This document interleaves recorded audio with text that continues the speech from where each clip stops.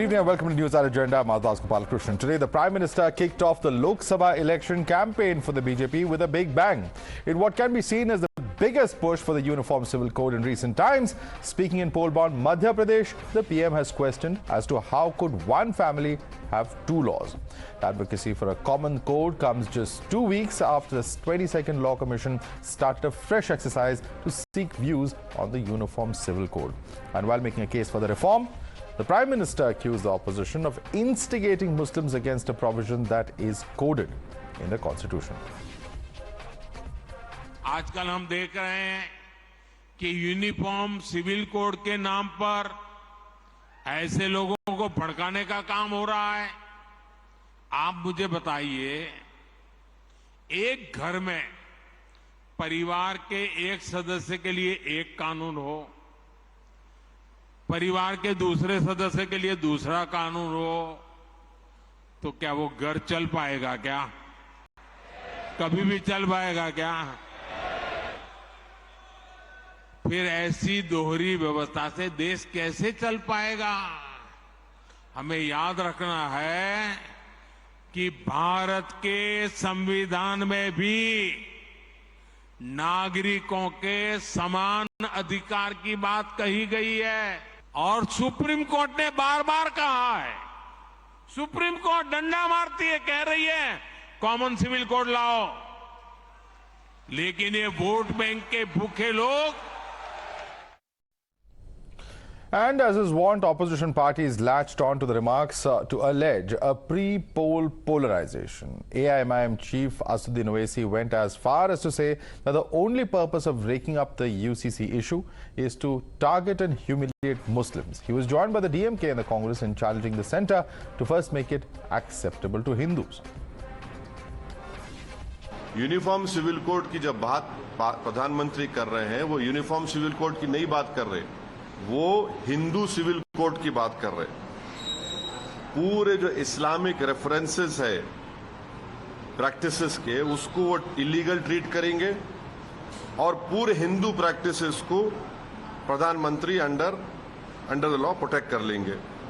आप Hindu undivided family को abolish करो, पहले नंबर 1 कर सकते क्या? मकसद क्या है कि टारगेट करो भारत के मुसलमानों को, उनको ह्यूमिलेट करो। We are not going to follow on this. These are all the you answer about the unemployment, you answer about the poverty, you answer about the price rise, you answer about the atmosphere in this country on Manipur. You are not even talking about the Manipur burning. Last 60 days Manipur is burning. First they let them introduce uniform civil code in Hinduism, which they talk about. Let them allow everybody to go into any temple. And ready with its counter, the BJP cited multiple instances where the Constitution and courts have called for implementation of equal rights for all. The governing party dismisses all criticism as just vote bank politics. हमारे प्रधानमंत्री जी के नेतृत्व में आज मुस्लिम समाज विकास की तरफ तेजी से आगे बढ़ रहा है और मुस्लिम समाज की तमाम वो जरूरतें हैं जिसको हमारे प्रधानमंत्री जी ने समझा और समय समय पर उसको पूरा भी किया। निश्चित तौर पे जब समय बढ़ता है, समय आगे बढ़ता है, तो नई नई ज़रूरतें सामने आती हैं और सरकार का ये कर्तव्य होता है कि उन ज़रूरतों को पूरा करे। हम ईमानदारी से मुस्लिम समाज को डेवलपमेंट की तरफ आगे ले जाने की बात न केवल कहते हैं बल्कि धरातल पे करते भी हैं। और सपा हो, कांग्रेस हो, बसपा हो, इन तमाम लोगों ने केवल और केवल मुसलमानों को गुमराह रखने का काम किया, मुसलमानों का वोट लेकर सत्ता में आकर अपने निजी राजनीतिक स्वार्थ को पूरा करने का काम किया, लेकिन कभी भी मुसलमानों के लिए ठोस काम इन्होंने नहीं किया। संविधान के तो आर्टिकल 44 में राज्यों के डायरेक्टिव प्रिंसिपल में इसका निर्देश दिया है। सर्वोच्च न्यायालय का इसके संबंध में निर्णय है और असमानता होनी नहीं चाहिए, विसंगति होनी नहीं चाहिए, भेदभाव होना नहीं चाहिए। समाज के वंचित, पीड़ित, शोषित वर्ग तक न्याय के अधिकार पहुंचने चाहिए, उसमें समानता होनी चाहिए। ये तो संविधान सम्मत है। Talking about past 9 years achievements, and one of the common thread has been from promises to delivery. Whatever we promised, we delivered on those promises. In the past, if you see the 9-year rule, you will see that whether it was major decision on removing Article 370, we delivered there. It was our promise. It was our poll promise. If it was about removing triple talaq, we've delivered there, and we did remove triple talaq. If it was about building Ram Temple, which had been destroyed in the past by the invaders, we've delivered there. And Uniform Civil Code also is one such promise which we've made in the past, and I guess every promise has its own time. You're watching the News Hour at 10, debate number 1 on Times Now, Super Prime Time.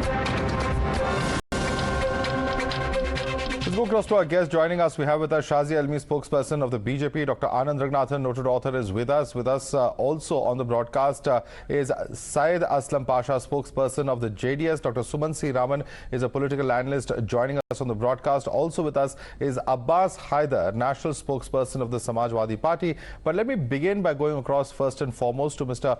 Waris Pathan, who is a member and national spokesperson of the AIMIM. Waris Pathan, first things first.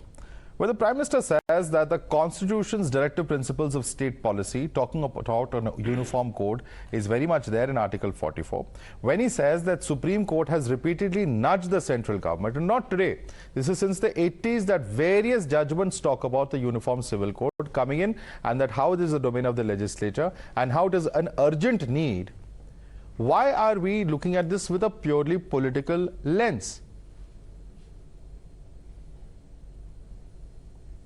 Well, the Prime Minister spoke about the triple talaq, the Prime Minister spoke about the Pasmanda Muslims, and he also spoke about the UCC. So let me tell you, the pluralism and diversity are part of the basic structures of the Indian Constitution as enshrined under Article 29, Article 25, 14. They are unfettered right. You cannot take away that right.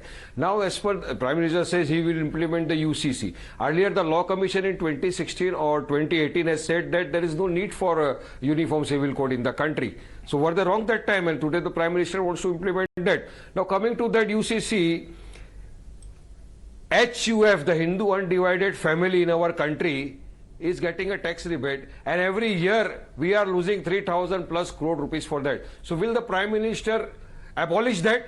In India, there is law in Himachal Pradesh that if an outsider wants to buy an agriculture land, that if Waris Pathan wants to buy an apple orchard in Himachal, I cannot buy. In Gujarat, there is a law which says that if a Muslim wants to buy a proper home or a property in a Hindu area, he cannot buy that. What will the Prime Minister do with that? Now, he is talking about the Muslim women. I would like to remind the Prime Minister of the country, well, good, you spoke about the Muslim women right. What about those 20 lakh plus abandoned our Hindu girls who are languishing in Vrindavan? Why does he not take care of them also? Okay, Waris Pathan, you made about 4 points. You have made 4 points, all of which there's a very different version that the BJP has. And let me start with first and foremost on factual basis, Waris Pathan, at least, set the record straight that nothing that the Law Commission did in 2018 prevents any future action when it comes to the Uniform Civil Code. If you read what the Law Commission said in 2018, it was quite clear that this is open, yes, and that as of now, stakeholders are not on the same page. 5 years have passed, and the Law Commission will say that we are very much within our rights to actually go ahead and take action. Your problem is with gender. The problem over here is that you raised, and I want to bring in Shazia Ilmi on this. Shazia Ilmi, can one right to practice and propagate one's religion, come against another right within the Constitution, which is of equality? And if there are certain provisions of civil code that are inherently unequal, then isn't it time that we as a society have to reform them? Absolutely. This has been the promise of not just Bharatiya Janata Party, but of the Constitution, that all its citizens, I can hear my voice back, there's some reverberation. I'm sorry, that's a technical problem. All citizens of this country must be treated equally when it comes to whether it's on lines of gender, community, religion, and what have you. So there should be no discrimination whatsoever. Now tell me, I was listening very carefully, and I'm also happy that Waris Pathan, my dear friend and brother, listened in carefully to Prime Minister's speech. You tell me, has the Indian Constitution or the IPC as it is practiced today, along with the CRPC, ever been a hindrance to any Islamic practice or in any way interfered with the customs or precedents of Islam or practicing Muslims in India? It has not. Since we have been a republic, every Indian citizen, whether it's Hindus or Muslims, follow the same law. Why do you have to raise the heckles when it comes to personal laws, when it comes to rights of women, particularly in matters of divorce, marriage, succession and inheritance? Now that is something that has to be made right. If you follow the Constituent Assembly debates, this was the idea. The idea was that there has to be equality for all. Right. Hindu code bills were brought in, and we also know why B.R. Ambedkar resigned from the cabinet. But tell me, after all these years, don't our Muslim sisters, Sikhs and Parsi women should be accorded the same rights? Right. Why should there be any kind of injustice? This is not. This is the mandate. That's a very important point you're making. At the outset, Shazia, I think that's a very important point you're making. Any issue? Yes, that's a very important point you're making, and I want Waris to respond to that. Waris Pathan, when we can have a common criminal law that applies. I mean, there is no Islamic law or Christian law when it comes to, criminal jurisprudence, which would involve, various acts, whether it is, public flogging, stoning, chopping of parts, hanging. That happens in certain countries. Most of the world, of course, has moved away from that. But when that can be there for criminal law, why is it not possible for us to evolve a consensus on civil law?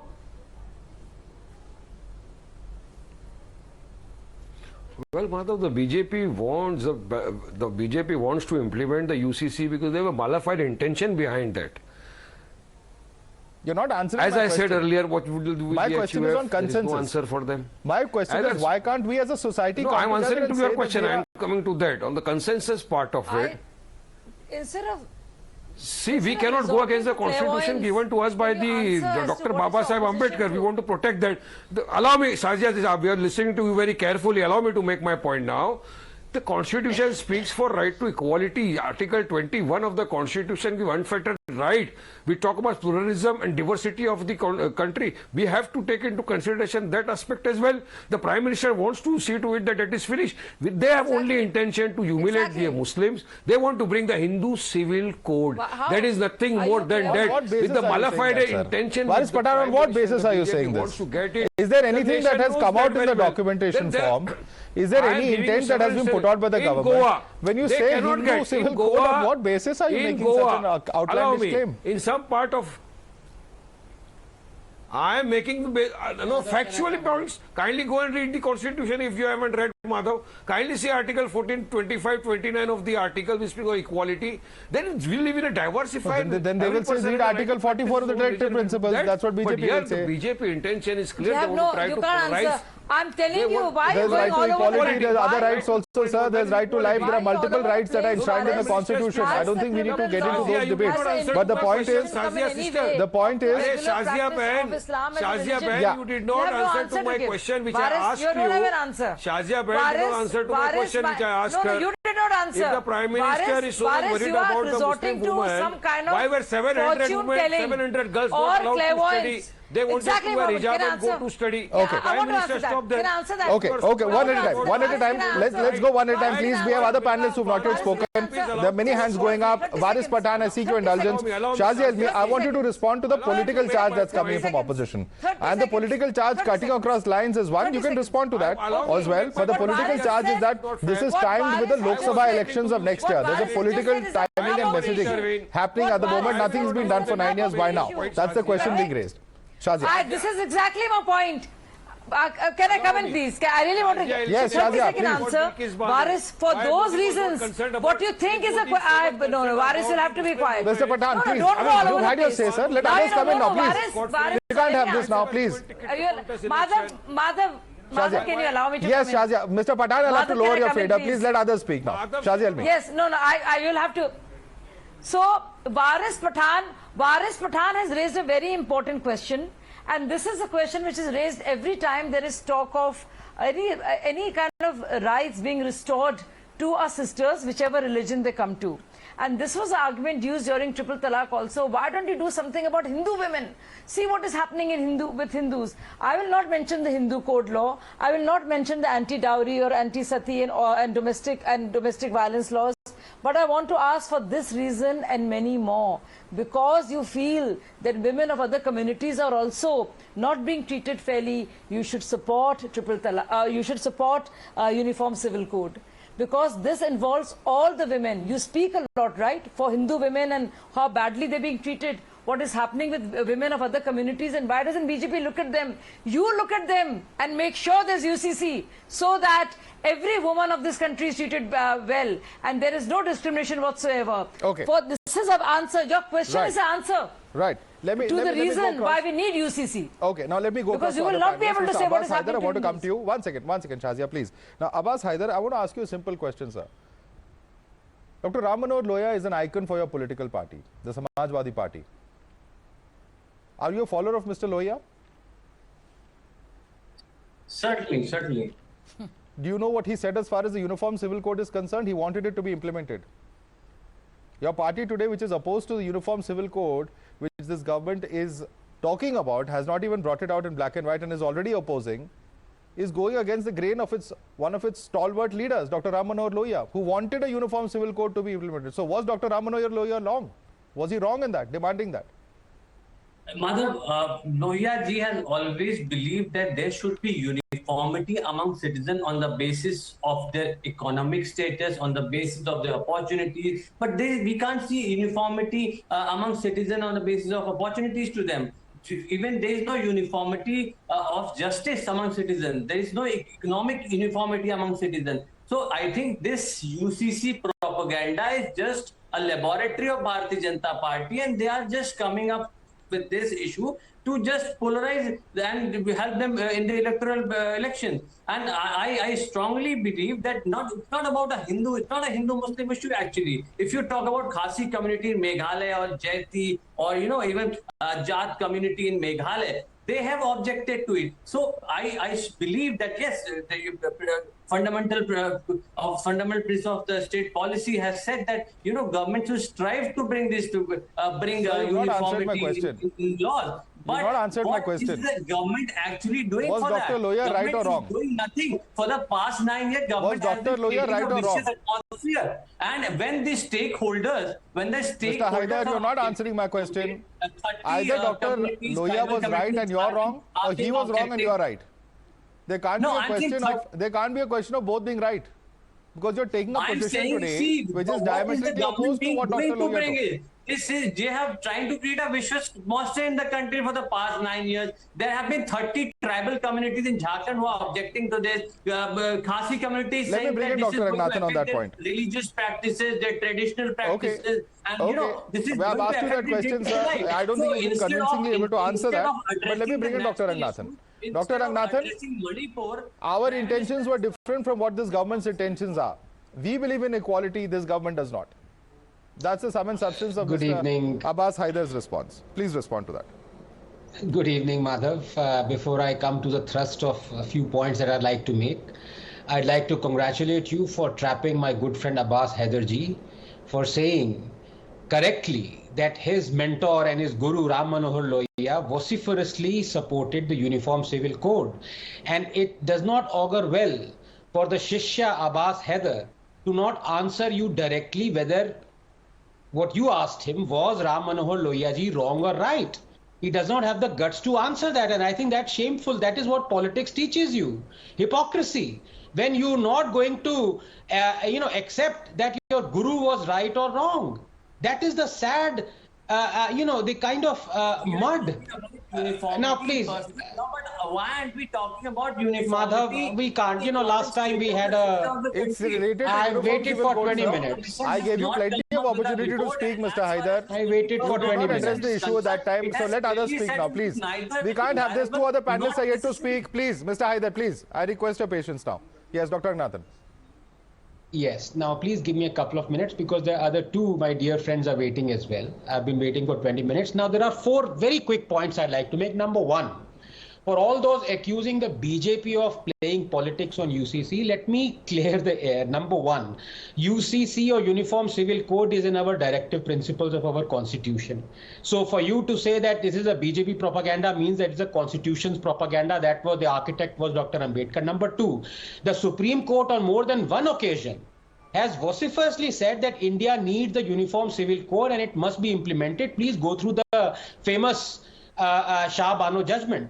Number 3, Goa with a minority population of more than 36% already has a uniform civil code implemented for more than 100 years. Are you saying that the minority population in Goa is being victimized for the last century? The answer is absolutely no. And number 4, as far as my good friend Waris Pathan Saab is concerned, saying that we must allow diversity. Let me make 2 points here. Number 1, in the name of diversity, it doesn't mean that you promote discrimination.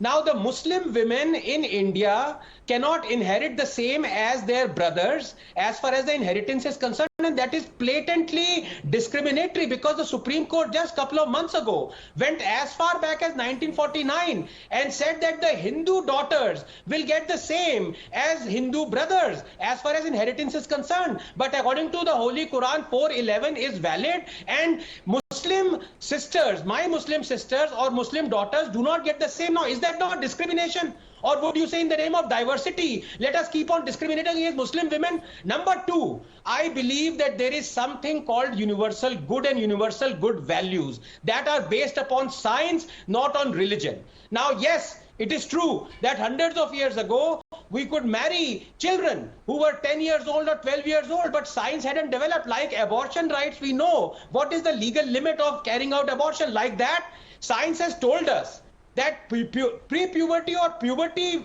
girls, they have massive damage, physical damage to their body if they are married off early.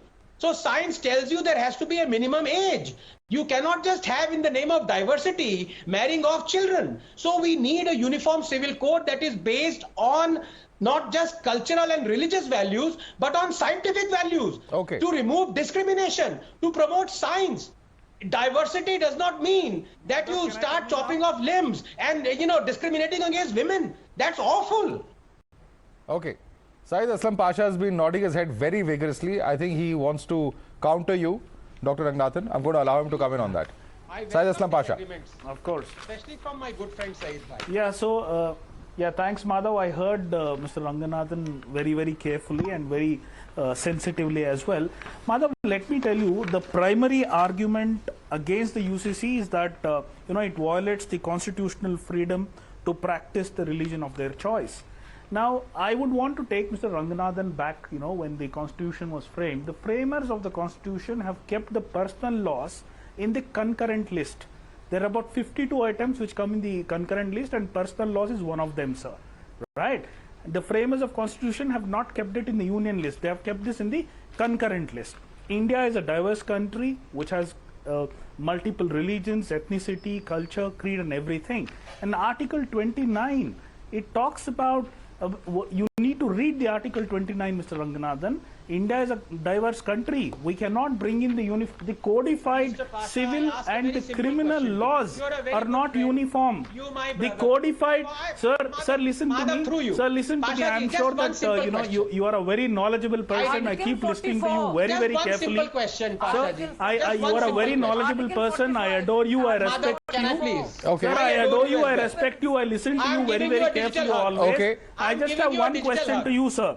Yeah. Giving you a digital hug. Sir, I want to ask a very simple question. Thank you. So I just have one question to you, sir. Should women? Thank you. No. Before that, sir. Before that, let me complete. You had your time. You had your time, sir. Should Mr. Ranganathan, you had your time. Let me ask you a simple question. I The know Article 29. You are running away. Sir, the Article 29 talks about the Article 29 gives you the right to conserve that. Okay, let him make his point. Dr. Ranganathan, I'll allow you to come in. Let him finish his point. He's just started speaking. 30 seconds, let him speak and then you can come in. Yes. Thank you so much. Mr. Pasha, make your point, please, quickly. Thanks, Madhav. And Mr. Ranganathan, one simple question to you. The Article 29 clearly gives the Constitution of India, in Article 29 has given us the right to conserve our religion with the distinct culture. Are you saying that bringing in uniform civil code, you will demolish everything? You cannot, sir. The codified civil and criminal laws are not uniform across the country. I'll tell you Article 47. Sir, okay. Article 47, it prohibits the state to sell intoxicated items. But May there I ask you are a states, question? there are more than Mr. Pasha, you made 4 or 5 points which require an answer. I'm going to reply to 2 of them. One second. Before I go across to Dr. Ranganathan, I'm going to ask you 2-3 points. One second. Dr. Ranganathan, please bear with me because there are many points that have been raised here by Mr. Pasha. Mr. Pasha, are you saying that 9 Islamic countries which were referred to incidentally in the triple talaq judgment by the Supreme Court, Pakistan, Bangladesh, Tunisia, Egypt, Indonesia, Morocco, Turkey, Afghanistan and Iran, that they are not practicing Islam because they have reformed their personal law today? The Article 29, what it is protecting today, are these countries, have they destroyed the religion according to you? Because sir, I don't want to answer to that illogical question. I'll tell you. Why is it illogical? Democracy of the world. When they can reform, when their reform has been put in place by those countries, you're calling it illogical. I will speak only about the Constitution. Are you telling me? I'm talking about global jurisprudence, sir. I'm merely mentioning the global jurisprudence. Why does that have you so riled up? These are facts or not? I'm sorry to say. Is this factually incorrect? Compared with Pakistan. I live in a beautiful country which is the largest democracy of the world. So even Pakistan has reformed. Even Pakistan has reformed. Doesn't that tell us something? The world is looking at us. We are the biggest superpower of the world. I don't want to be compared with Pakistan. Okay. Let me make it very, very clear to you. Okay. Incidentally, what you mentioned on the concurrent list also, let me tell you that when something is on the concurrent list, if there is a clash between the state law and the central law, we all know which law reigns supreme. It's a central law. Dr. Ranganathan. Yeah, very briefly, because I know my good friend Dr. Raman is still not had his chance, so I apologize for that, but I must come in because it's a wonderful discussion. It's a very, erudite discussion. 2 points I'd like to make. Number one, I initially also said I am against any perceived or unperceived discrimination. So I am against the Hindu undivided family. That also applies to Jains and Sikhs getting tax benefits. That should go. But I want a simple question to be answered by my good friend Mr. Pasha. Is he for or is he against daughters getting less than sons inheritance? Please answer this. Should daughters get less than sons? Yes or no? Sir, I will answer. Sir, I will answer that. If you give me 30 seconds, I'll answer that. Right? Sir, the 22nd Law Commission has suggested the legal experts and the religious experts to give in their expert opinion on this. Opinion? Are you saying that you will not take a buy-in from anybody and the union government will use this as the biggest weapon in their arsenal? Now, sir, why so how do you know there will be no consultation? The BJP A, government. how do you know there will be no consultation? And B, he's asking your opinion. The BJP is it right or wrong according to you? Look at the misogyny. No, there is so Muslim, my good sister Sir, Shazia we have the panel. the framers of the Constitution have given us the right to follow the personal laws which are studied and definitely applied. So you do not want change. You do not want change. That's what you're saying. Essentially, you're saying you don't want any change. Seconds. You don't want any reform. You don't want any change. That's what you're saying, Mr. Pasha. No, I definitely don't want any change in the UCC. You don't want any change. The UCC is absolutely you don't want any change. You're against reform. BJP uses this as the biggest weapon in their arsenal during the election time. Muslim women to get less. He wants Muslim women to be discriminated. The BJP uses this as the biggest weapon in their arsenal during the election time. Dr. Raman, I thank you for your patience. One second. Of the BJP. Now, Mr. Pasha, Dr. Raman has not spoken, and I laud his patience today. Sir, we are at a situation where, of course, opposition is raising questions. But when Supreme Court judgment after judgment, and if you will indulge me, I'll just read 2 sentences from 2 different judgments.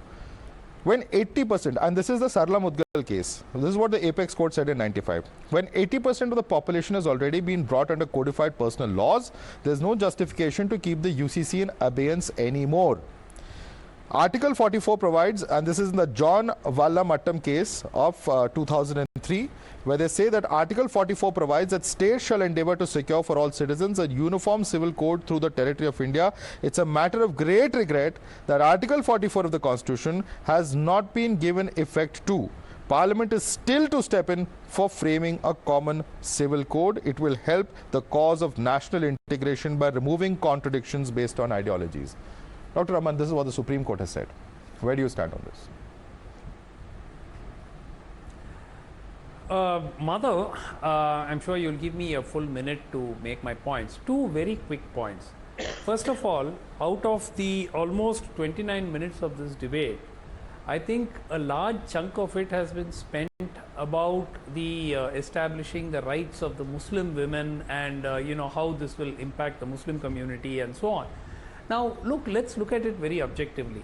The Modi government has had 9 years plus to initiate debates, dialogues, form groups of legal luminaries from different religions, form community leaders, religious leaders from different communities.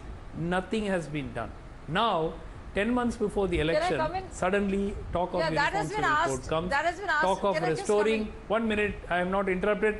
I have not interrupted anybody. Let him make his point. Let him make his point. It's not fair. He's coming last. Let him make his point. Let me finish. Yes, make your point. Yeah, Madhav, my point is two things. There are gender discriminatory laws in all religions. I'll give you a simple example. I'm sure you must be aware of this. There are a group of organizations which have petitioned the Supreme Court saying that there are certain tribal communities in states like Maharashtra where the women do not inherit the land. So the land rights are denied for women. Then there are, for instance, there are Parsi women. So for instance, if a Parsi man marries a non-Parsi woman, then after his time she is entitled only to half his property. Okay. There are lots and lots and lots of laws which are gender discriminatory in Hinduism, in Christianity, in Islam, in Parsi religion, in Jain religion, in Sikh religion, and so on. And this entire obsession with the rights of Muslim so let's reform the law, sir. Seems to give the game away. So why not reform the law as per 21st century mores and values? For everyone. That's the question. No. That is what so many said. Reform the law for everyone. How do we go about it? Form a committee, get all religious heads involved, get all legal luminaries from different communities, get everyone to I'm going to allow that question. I want Shazia to respond to it, because Shazia, the question is for the BJP and for the government. Why for 9 years has a formal process of consultation not happened is the question coming from Dr. Suman Siraman. But there was some attempt at least by the Law Commission in that regard. My answer... And the Law Commission said there's no need. Is why so late? At the end of the it should have happened 75 years. It should have happened 75 years earlier. Why? The question is why now? The question is why hasn't it happened so far? Why have we waited so long? Madam, you should be saying because we as citizens. No, don't do madam business. Let me answer. Let me read out. Are you read? Article 44 of the Constitution clearly says the state shall endeavour for the citizens a uniform civil code throughout. Right. So why 9 years later exactly? Should have happened earlier. Had it been Congress, and more than that, some people here, like he spoke about rights of tribals. So rights of Parsi women. For these reasons and more, we need UCC. What is the code? You get that? We'll have to leave it there. Another point. Okay, we'll have to leave it there. I'm sorry, completely out of time. Muslim women. Completely out of time. Aren't Muslim women citizens too? Dr. Anand Ranganathan, Dr. Suman Siraman. Completely out of time, ladies and gentlemen. One will have to see, of course, what the Law Commission does. The politics of this is not over yet. Certainly, there's a lot more on the Uniform Civil Code that we're going to hear in the run-up to the State Assembly election campaigns, as well as, of course, the Lok Sabha election campaign. But I'd like to thank all our guests for joining us, Dr. Ranganathan and Dr. Raman. Stay with us for the next debate. I'd like to thank Shazia Ilmi, Waris Pathan, Syed Aslam Pasha, and Abbas Haider for joining us on